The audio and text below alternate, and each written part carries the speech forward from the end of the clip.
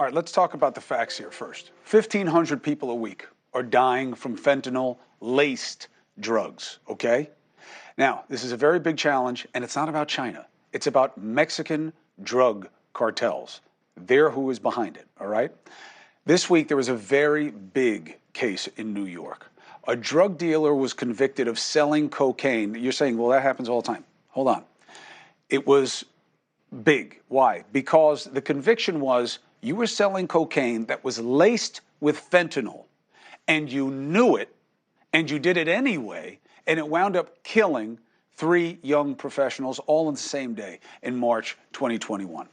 Now, one of them was a 26-year-old superstar named Julia Ghahramani, Columbia Law School, just beginning her career, an activist. She had everything going for her, including a family that loved her to death and now mourns her death and wants to make it something that we remember for the right reasons. And her father, Sassan, joins me now. I'm sorry to meet you this way, but I am very happy to help you take up your cause. You have this beautiful picture of your daughter that we were just showing to the rest of the audience. Look, I'm not here to debate your daughter's choices, okay? She is not the first young lawyer to party, okay? Did she have any idea that fentanyl was being put into cocaine or any other drug to super boost it? Chris, thank you for shedding light on this epidemic and this crisis. And it's a crisis of murder. She had no idea. That was exactly the right question to ask. I hear so many people, they say, this is a crisis of addiction, it's a crisis of opioids, you know, it's a border crisis, but they don't talk about what happens between when the cartels send it here and then when somebody laces it and sends it to unsuspecting. She would not have touched in a million years anything. And this was in 2021, and it was not so widely known at that time. It was kind of, you know, heroin and things like this. And so this was, you know, a shock. Now, you were worried that you wouldn't get the convictions. Of course, you always have, you know, it takes 12 to convict, it only takes 1 to hang. Yeah. But why were you worried that they wouldn't want to hold this dealer as responsible as they should? Yeah, well, you know, this was our first experience with a criminal court case. And we were told early on that we were lucky that this was taken up by the Southern District and that it was a federal case. I didn't realize how important that is. They put the Southern District of New York, the U.S. Attorney, Damian Williams, the Assistant USA attorneys who took the case, they put so many resources into this case. As we sat there, you know, 10 days into the trial, it was evidence after evidence. And you know, we didn't know this at the time, but you know, the main guy, what we saw was a picture of the delivery guy. Right. And I said, oh my God, that's the guy, get him, you know?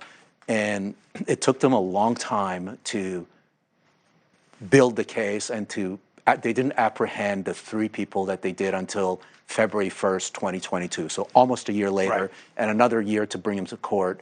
And just the dealer, Ortega, had a stash house.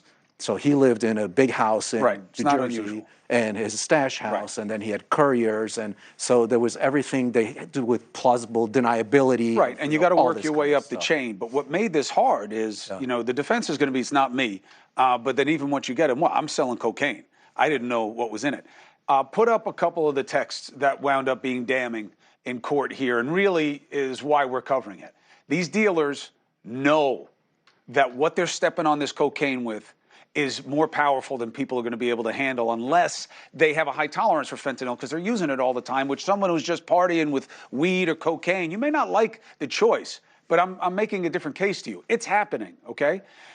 Hey, try not to do too much because it's really strong.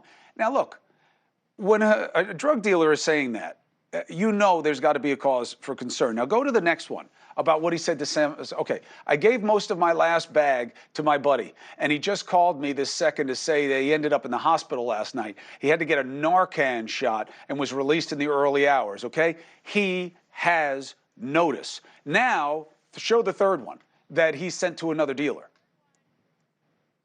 Because I want to tell you, this is what's happening there. He winds up saying to another dealer, hey, all right, if you're going to be around the way, let me know. I have something that everyone is saying is too strong. Now, you've got to remember, to drug addicts, the stronger the drug, the better the value. So they are actually drawn to this. I'm not talking about party people who are like, taking a break from work on the weekend. But give it to some girls and you let me know. He had notice, he saw it as a plus, and it was deadly. And what do you want people now to understand about the life of your daughter, who really had done everything you could want a kid to do? Yeah.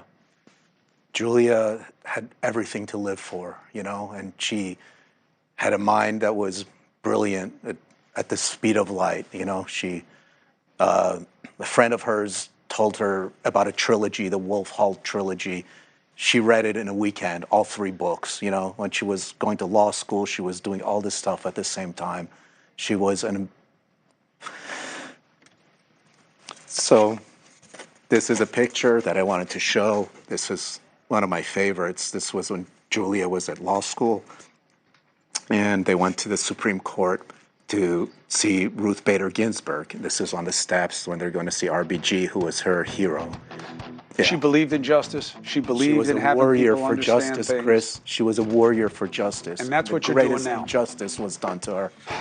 Listen, anything we can do to help as you go forward. I know that your heart is broken about this, and I know that the family is going to try to do everything they can to help other families. I appreciate you doing it. We're always a call away. Thank you, Chris. And God bless her memory. Thank you very much. And hopefully you help others. Thank you for shedding light on this in the right way, too. Thank you for helping me do it. Best to you and the family. Appreciate it.